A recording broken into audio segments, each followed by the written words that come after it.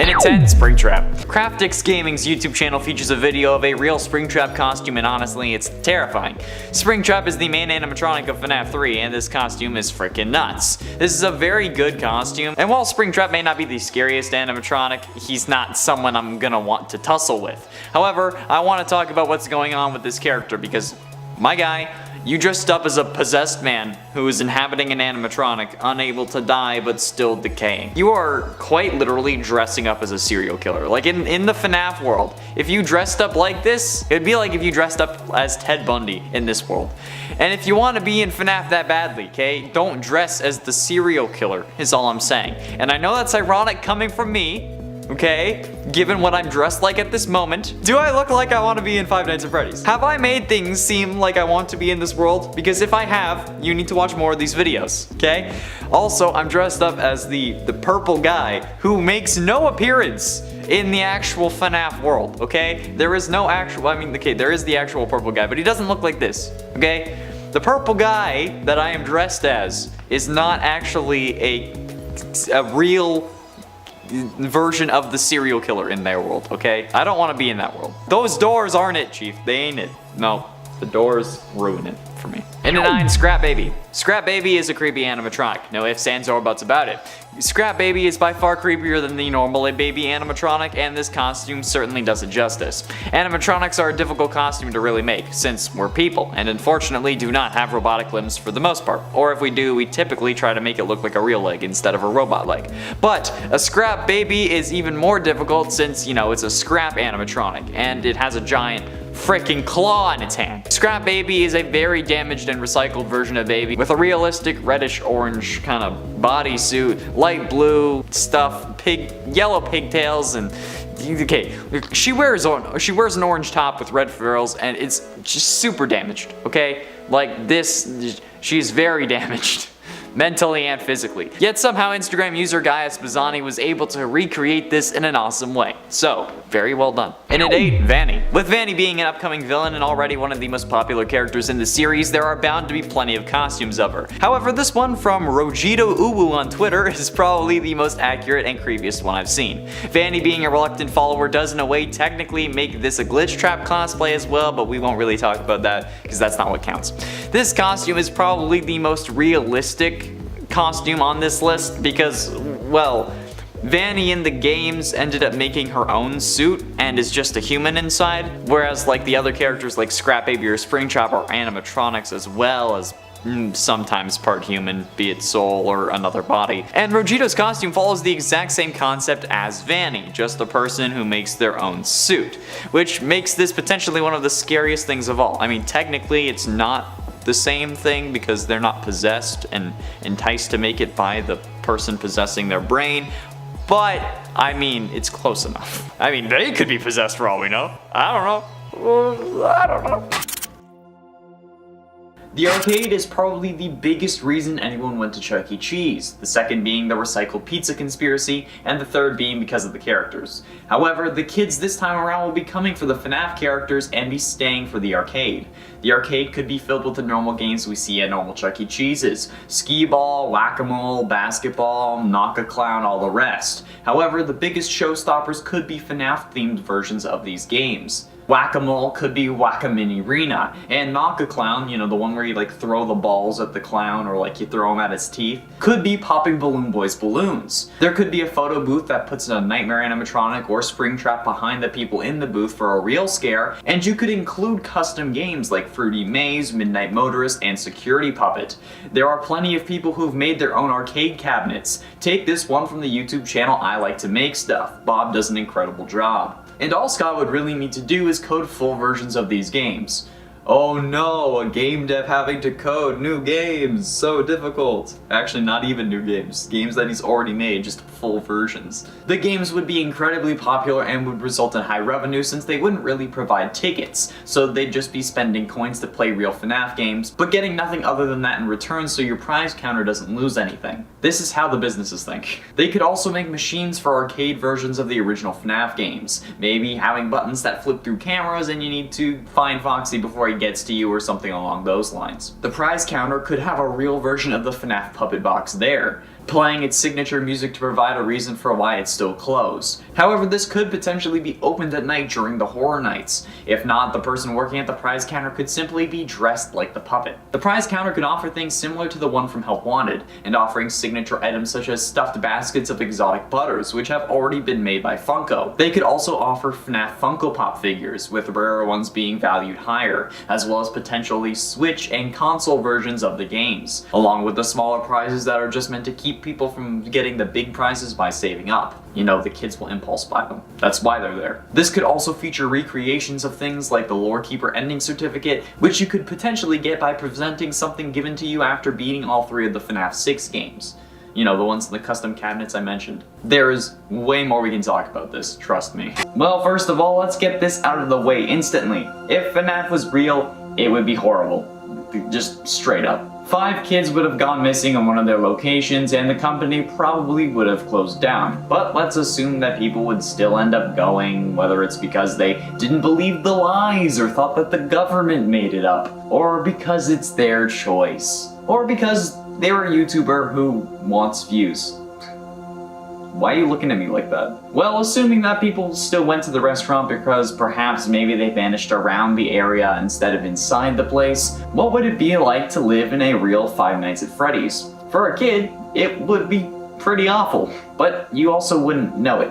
The world would be dangerous and anyone could be William Afton's next victim, but you wouldn't know that there was a serial killer on the loose with murderous animatronics able to disguise themselves and hide in plain sight that are willing to kill at any moment. But I mean, like, to be fair, that's also like real life, minus the animatronics. For adults, if you have kids, you may be worried. I mean, any parent is always worried about their kids, but if there was a group of kids who went missing in your area, I'm sure that there would at least be a small amount of paranoia. And honestly, it would be reasonable. I mean, I grew up in a house where my father was always worried. So much so that my sister couldn't walk up to her friend's house up the street without him watching to make sure she was okay. And while that would probably be extreme for most parents, if there was a very real threat of kidnapping, I'm sure that there would be a lot of curfews. For the sake of this entire thing, we also have to assume that the police didn't investigate the interiors of the animatronics themselves, despite them smelling like death and leaking body fluids, including blood. Since that's something literally anyone with common sense would check when investigating the disappearance of children and then learning that animatronics are leaking blood and smelling like a dead body. But what of the technology that we see in these games? Would animatronics that can alter their appearance be realistic? No. Of course not. The spring-locked suits, the illusion discs, the twisted animatronics, and the like are all extremely improbable considering the actual technology of not only our time, but the 80s when this would have normally taken place. At least, if we have a rough idea of the timeline, which honestly at this point, we could be totally wrong about the timeline. The technology in the games is so highly advanced that we have absolutely no idea what else they could have access to. They could have smartphones in the 80s for crying out loud.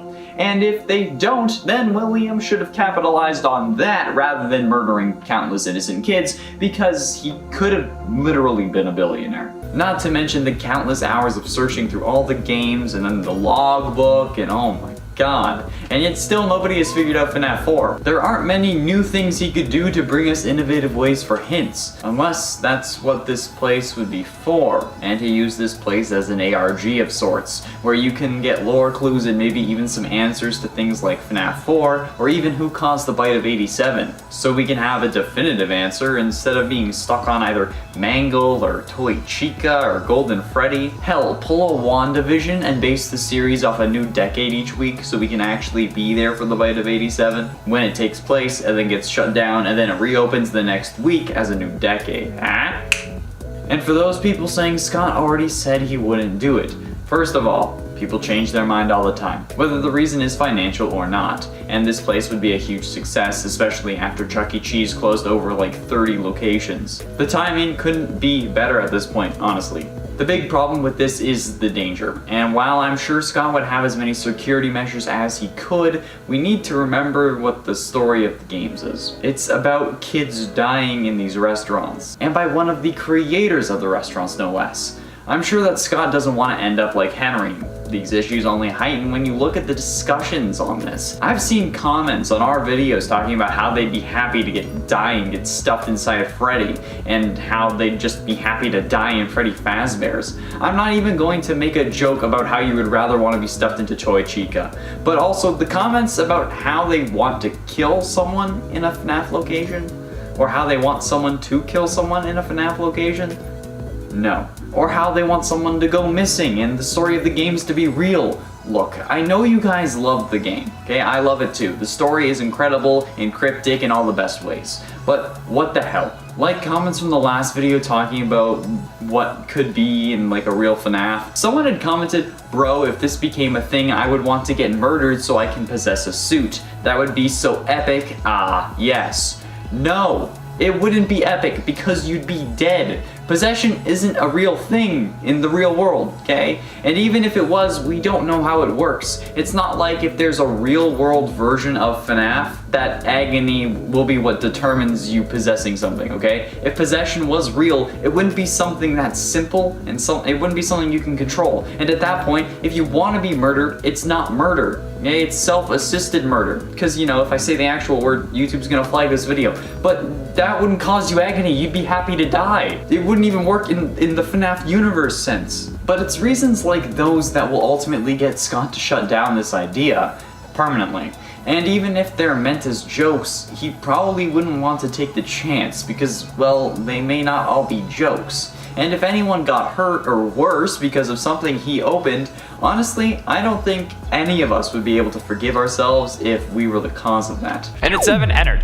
Costumes don't really have to be elaborate to be scary. Take for example this Ennard cosplay by YouTube channel Skywarped33. The entire endoskeleton spaghetti bits aren't there, but the lights and sounds make it even more frightening than you'd think. The face also opens up, and I think that we all know how I feel about animatronics who can move their face at will at this point, okay? It's not something that should be allowed. However, even without all the parts and the eyes, this Ennard cosplay is not something I would want to run into in a dark alley, especially not after that goddamn vent repair minigame. That caused me to have some serious issues, okay? It's rough, okay? I used to like spaghetti. Man, like now what am I supposed to do? And at 6, Nightmare Freddy. Nightmare Freddy is one of the most iconic versions of the character, even if there are only 3 games that feature this guy, those being FNAF 4, Ultimate Custom Night, and FNAF VR. However, this Nightmare Freddy cosplay is insane, and in my opinion, would have been our front runner for the Coupe de France cosplay competition that it was for back in 2017. The video was uploaded by YouTube channel Gorgon Geek, and this guy plays the robot thing really well. But as soon as he drops that microphone, he goes into terror mode, and it's certainly something to behold. I would have enjoyed it if he had like the little frettles with him, but the moving mouth is certainly a nice touch, especially with the attempted jump scares they do in the video, because he just goes like ah and stuff. Like imagine if this guy had started twerking though. At one point I thought he was going to. He went to pick up the mic and I thought he was just going to start busting it, but no. I think that would have won them gold though. If you get this out of here. If you had started twerking, my guy, you would have won. I don't know what place you came in, but if you'd twerked, you would have won. Halfway through into number 5, Buff Helpy. Okay, this may not be a cosplay, but Buff Helpy is probably the most disturbing non-cosplay character I can really include on this list. If you didn't already know, Buff Helpy is a meme that was created on a Daco FNAF meme review video and has ever since been haunting him and the rest of the community. Don't get me wrong, okay? I love Helpy. But this Buff Helpy meme has generated a whole load of Buff FNAF character ideas, and it terrifies me now. There's nowhere is safe from these creations. If you look up any character, you're bound to find a buff version of them at some point. You just need to scroll down enough, okay? It's one of the rules of the internet, okay? Same thing with what happens to Chica. But no matter what, this is just some psychological torment that I wouldn't wish this on my worst enemy, actually. But I'm talking about it because, like, it's Halloween, and the world is currently my worst enemy, so if I have to look at this thing on a regular basis when I'm writing these goddamn lists, you have to look at it for this one number, okay? One number. That's all I ask. And at 4, Nightmare. I've said it before, and I'll say it again. Nightmare is the scariest animatronic from the games, hands down. This guy will get me every time, and it's one of those reasons I just refuse to play FNAF 4. The other is Nightmare Fredbear, but at least I don't have to deal with them in real life, right? They're only a nightmare character created in the mind of a coma patient in a video game, right? Well, guess again.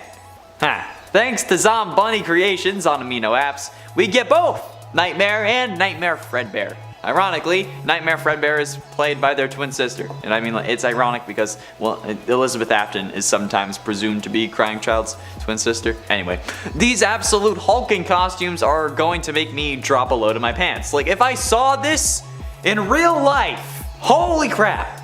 Like, imagine actually living in a house that is at least kind of laid out like the one from FNAF 4. And then your kids want to play a prank on you. My grandparents' house is kind of laid out like this. It's not as simple as just 2 halls on either side of the room. But like, they have the master bedroom does have 2 doors. So theoretically, that's something that can be reenacted there. I don't want to do that. No. The menu is simple, since it's on a monitor and needs to be seen at a distance, with a red border and simple sans serif text describing the various dishes and listing prices, with images of the dishes of the 4 major characters on each of the screens: Freddy's Pizza, Chica's Chicken Wings, Bonnie's Breakfast for Dinner, and Foxy's Ultimate Nachos. I was going to do Ultimate Fries, but kids are going to find nachos more exciting than fries, even if the whole alliteration thing makes sense. And while the horror events are focused on adults, the majority of the fan base and patrons are going to be children. Hopefully not missing ones. Obviously, you can also offer alcoholic beverages like beer and perhaps margaritas for the parents of the kids during the day, and all the adults that will be coming in during the horror nights. More on that later. But other than that, it's a fairly straightforward menu. The menu has to be simple for the kids and anyone looking from a distance, and this is the kind of stuff I actually went to school for. So there's always been this desire from the community for a real Freddy Fazbear's, and it's been present since the first game, because for some reason they all think that it's a good idea to have a restaurant whose fictional series is built around the murder of unknowing kids to have a real-world counterpart. And while I do believe that it would make an incredible amount of money, and it could be an outlet for Scott to divulge some more lore to us, there are plenty of sick people out there. So sick, in fact, that they might just want to recreate the games and may just take on the role of William Afton. And plenty of people have said that they're willing to die at a real Freddy Fazbear's as long as they get to contribute to making the FNAF story real. And that's honestly probably why Scott has at one point said that he didn't want to make one. But is this really the case? Has Scott just ignored the massive opportunity he has in front of him in the form of a real Freddy Fazbear's? Well, maybe not, but it's definitely not going to happen anytime soon. Let me explain. We know how dedicated Scott is to dates, both in-game and IRL, when releasing or talking about his games. He released FNAF 2 87 days after the first, like how we were all focused on the bite of 87 from the first game. Any date that he has put in the series has been solid, and even if things are changing, he always stuck to the bite of 87 and the bite of 83. Dates have always been important to Scott. And as any fan of the series that has at least tried their hand at their own timeline can tell you, FNAF 3 takes place 30 years in the future. In fact, the events of FNAF 3 take place in around 2023. And while that's quite the coincidence in-game, because like 30 years in 2023, I don't know why I think there's a coincidence. I think just maybe because they both have 3s. Anyway, the thought is that perhaps, while we may not get a real Freddy Fazbear's this year or the next, that 2023 is a possibility for when a real Freddy Fazbear's or even a real Fazbear Frights could open. I mean, if he started planning now, it would definitely take a while, right? Hell, maybe he's already started planning, but now he has to wait because of COVID, or he's just planning on opening it up in 2023. And by Fazbear Frights, I mean the location of the 3rd FNAF game, not the book series. And I mean, they are going to need a set for the upcoming FNAF movie, whenever it ends up going out, so maybe this is all just getting us prepared for a real FNAF. I mean, there was that Nicolas Cage FNAF movie ripoff that I'm sure was just a cash grab trying to capitalize on the FNAF movie hype before the actual FNAF movie came out. But could this be what Scott was planning from the beginning? Getting everyone hyped for the possibility of a real location, or what a real location would look like in his mind with the movie and the books which expand on the lore, because he was planning to open one for 2023 at the same time that Fazbear Frights would have opened in the FNAF universe. It would make sense, especially for Scott. And he's really running out of ways to give us more lore hints at this point. He's already released 3 full novels along with like 9 books that all have 3 shorter stories inside, and those, and especially the Fazbear Frights books, yeah, don't think I didn't notice the name, all had insane lore clues that helped us distinguish parts of the series that we've been previously confused about. Like how William had survived being in a blocked off room for 30 years without food or water because he was possessed by a kid. It also explains how he survived the fire from FNAF 3 and FNAF 6, and how I managed to get a hard drive in order to possess it before FNAF VR, so it could get scanned into the game and then he would become basically immortal. But now we've seen source code being used as a clue, the names of photo files that we've had to access with Notepad being a clue, audio files, voice actor listings. Hell, at one point I decoded the name of a color and how it relates to the Emily family as a clue. Firstly, location, location, location, right? The obvious answer here is to go with the closed Chuck E. Cheese location. Chuck E. Cheese recently has closed 34 locations across the US, with locations closing in California, Colorado, Florida, Georgia, Illinois, Iowa, Maryland, Massachusetts, Michigan, Minnesota, Missouri, Nebraska, Nevada, New Mexico, New York, North Carolina, Ohio, Oklahoma, Pennsylvania, South Carolina, South Dakota, Texas, Utah, Virginia, and Wisconsin. So, any of these locations could be used as a potential first location at the very least, with some states having multiple closures. Buying one of these locations would be expensive, and online I couldn't find any real reports on how much it would be. You'd have to work that out with Chuck E. Cheese. However, to open and operate a Chuck E. Cheese location would range from $1.17 million to $1.83 million, with a franchise fee of $800,000, according to Chuck E. Cheese's section of franchisehelp.com. So assuming the higher end of the price range, this would require an investment of around $2.63 million, not taking into account that these locations are closed and they're probably just looking to break even on it and maybe not make money. But which state should we be selecting? Well, looking on Google Trends, we can actually see what states search for Five Nights at Freddy's the most. Looking for the search term Freddy Fazbear's Pizza, since that would be the name of the location, we see Virginia searching it the most over the past 12 months as of April 2021, followed by Florida, Pennsylvania, Illinois, and Texas in that order. Comparing that to our list of states, Virginia is the state with the highest search and has a close location in Fredericksburg. And I don't know about you, but the fact that it's in Fredericksburg, like Freddy, that seems like fate to me. But there is also the thought of Florida, who is the second most searched and is only slightly less searched, so it's like a close second, and has multiple Chuck E. Cheese restaurants closed, located in Miami, North Lauderdale, Miami Gardens, and Green Acres, so there is room for expansion. Florida is also a popular tourist spot thanks to the Disney park in Orlando, where I would go with my family. I think we've went 2 or 3 times. So it's probably a better idea to go with Florida's Miami location, even though Orlando and Miami aren't really that close, but it's still centralized, okay? And everything's open in Florida, so you can start work on it right away. So the Miami Chuck E. Cheese location is the first one to be bought by Scott Cawthon. What would it look like? Well, many fan creations always make it appear the same as just a normal Chuck E. Cheese, but replacing the logo and text. Probably the most famous one being the image used in MatPat's old FNAF theories. But we could take this one step further. Since the inside of the restaurant is already seen in-game, we can take that same design concept and just convert it to real life. I feel like that's pretty obvious. With the red and black squares along the wall, potentially outlined with additional decoration. You would also need to either replace or repaint the tables and booths and stuff like that, along with replacing the posters on the wall and the banners hanging above. The purple would also be changed to another color, most likely red, or maybe more of the red and black square pattern we see along the walls in the first couple games. The animatronics, if included, could easily be updated with Freddy, Chica, and Bonnie designs. Well, I mean easy in comparison to everything else that needs to be done. And once that's done, you just need to replace the songs that play out of the speakers, and then boom, you got working stage shows. I don't know if Foxy would need to have his own section, or if you'd want to add that off to the side, or if you want to use the kind of separate stage that's on some of the Chuck E. Cheese stages. I don't know, it depends on the location, if it actually has one, but other than that, that's just more construction work. Now, what makes this different than your typical kids play joint, you ask? Well, it does actually have the FNAF characters, not infringing on copyright because Scott would be doing this all himself. There is another aspect of the place that I think would make this even more unique and bring in more sales. FNAF is a horror franchise after all, and for some reason, a whole load of these kids love being scared crapless by the many animatronics. So, why shouldn't this location offer a spooky surprise for anyone willing to come after dark?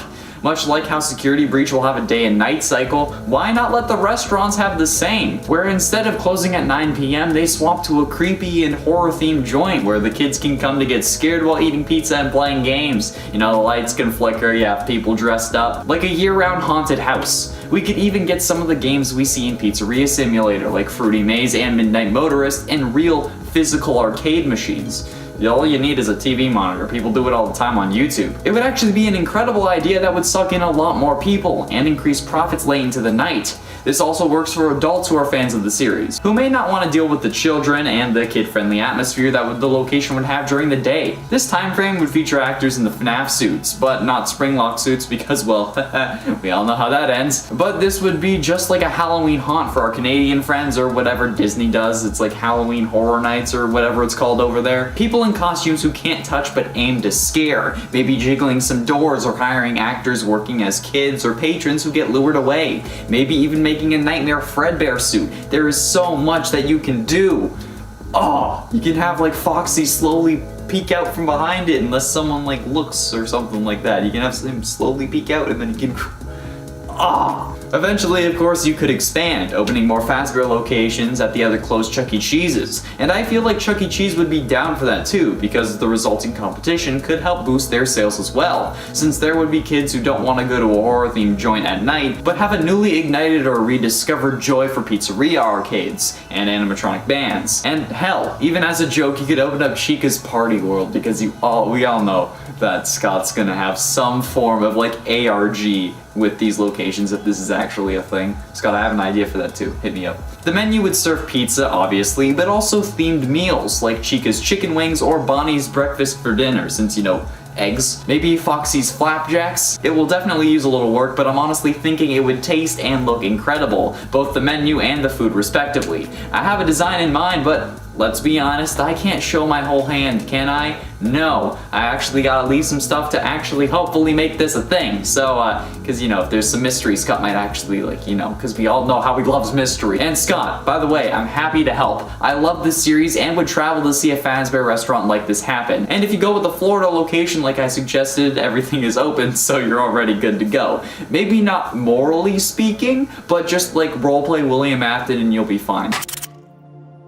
I went over the interior design in the last part briefly, but only offered ideas instead of actually providing examples. So let's do that. Like I said last time, I think the purple sections of the wall should be replaced with red and black squares like we see in the original maps. And the white and black squares with the red outlines on the walls should go around the joint as well. We've seen the interior in the first few games, so we might as well just recreate something similar.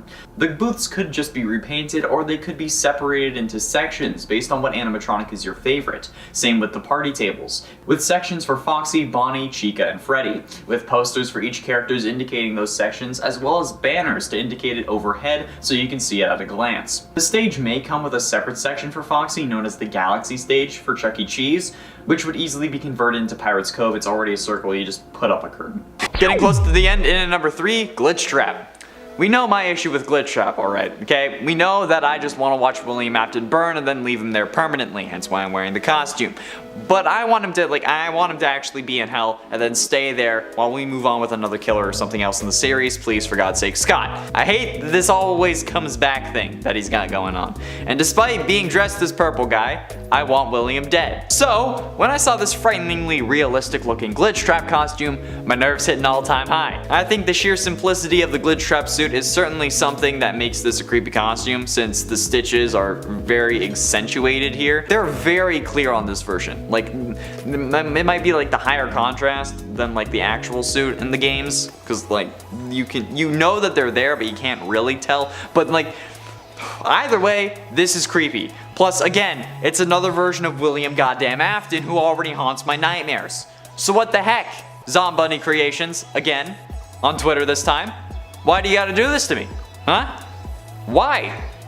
Bro? And ultimately, in at number 2, Twisted Freddy. Holy ever living hell, okay? This is a horrific masterpiece that I could only hope to achieve. This full body Twisted Freddy costume is probably one of the most horrific FNAF costumes I've ever seen. Especially because I believe that the twisted animatronics are probably the scariest version of the animatronics present in the novels, and a solid tie for the scariest animatronics alongside the nightmare ones from FNAF 4. This is some pretty damn expert craftsmanship if you ask me though, okay? This is a full body suit and it blows my freaking mind. Like, look at this. It would weigh a ton and it would definitely need a hander, especially if my clumsy was the one walking around in it, but it straight up looks like if Freddy Krueger were an animatronic. And I mean, I'm not mad about it in the slightest, but like, it's still freaking creepy. So well done, DeRegular Sauce, who is the Twitter user behind this glorious creation. Well done. And finally, in at number 1, Withered Bonnie.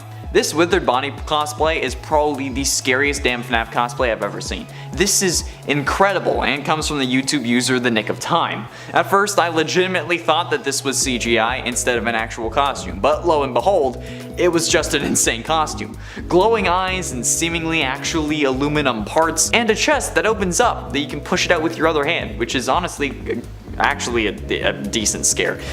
Frankly, in the video I was kind of taken aback when they did that, so in real life I'm sure that it was results in at least a bit of a jump scare, but this kind of thing always impresses the hell out of me, because like the closest I've come to making a full costume was when I helped someone work on one of theirs. But that's the closest I've gotten. Hey, I made like a lightning bolt for the chest, and I made paper cup, like bracers, that's about it. This is hella impressive to me. I don't understand how people do this. Now, the Horror Nights are what I find the most interesting out of these new ideas, with maybe these happening once or twice a week instead of every night like I said last time, thinking logistically and knowing that most people won't want to work all the nights. 9 PM would be when they would normally close, so instead, how about closing for an hour while the team sets up for a special treat for all who dare to return? The restaurant could be lit with black lights, revealing blood stains on the wall along with handprints and maybe some text written in blood, or paint that shows up under a black light, and not during the day. The lights in the bathrooms could be flickering, and most of the arcade machines would be off, aside from any that make loud noises, distract well, or could scare you. Skee-ball, basketball, balloon popping for example, as well as any custom ones like the FNAF 6 Lore Keeper minigames, or if any of the 8-bit minigames from FNAF 2 were recreated. Obviously, they would include jump scares at the end. The food would be limited to whatever you wanted, probably taking away the breakfast for dinner, and you could have actors walking around in nightmare-themed suits with the animatronics programmed to make sudden movements, since they need to move to keep their servos from locking up, but they can't really walk around. The music that plays could be replaced with atmospheric and scary themed music, like what we use for our videos, with periodic screams and maybe a couple faded door shakes and calls from Phone Guy, making sure that Scott Cawthon makes an appearance in the first Freddy's location. This would be the first pizzeria to do something like this, as of my knowledge, and the possibilities are endless. It would be a great first date as long as you're both into it, and it would increase profits tenfold, basically turning the place into a diet bar with horror elements, keeping the place open until 2 AM when you have last call at 1 or 1:30. I don't know how bars work. I turned 19 and then I didn't really go to bars, and then the whole pandemic thing happened, so I can't really go to bars now. Yeah, I don't know how bars work.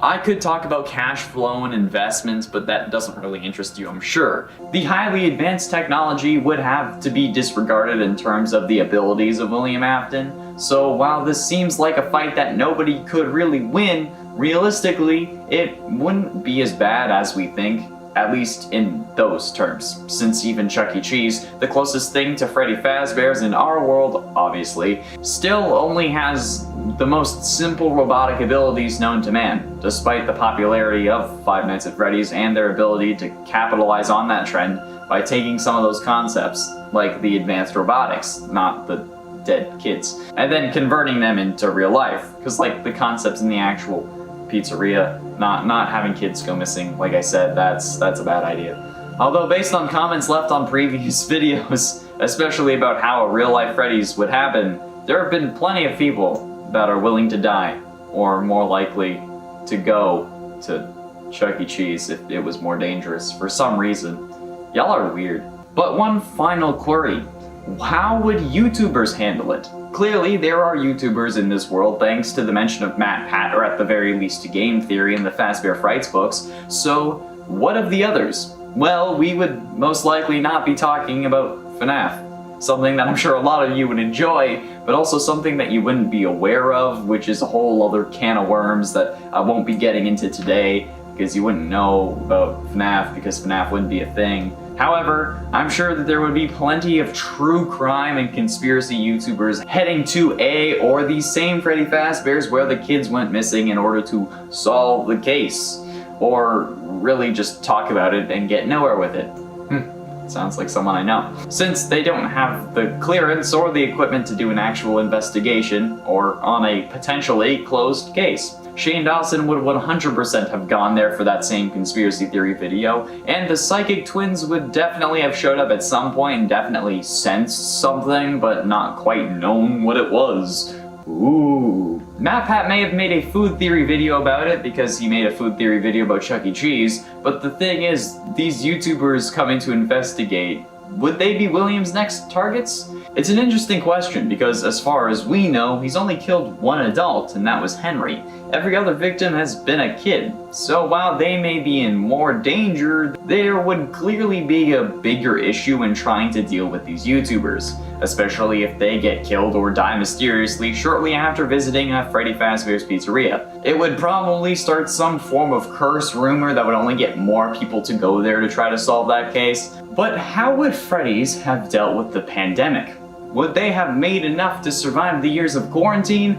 Or would they, like our Chuck E. Cheese, have to file for bankruptcy? Would they get to open their Pizzaplex? Or would some problematic tweets from William Afton rise and cause the restaurant to get cancelled for calling Chica a he? These are all good questions that we will never really have an answer for because, well, FNAF isn't real. And that's why people keep commenting that nothing in these videos is scary. No, it's not real. It can't actually hurt you. That's why it's not scary. Scary is subjective.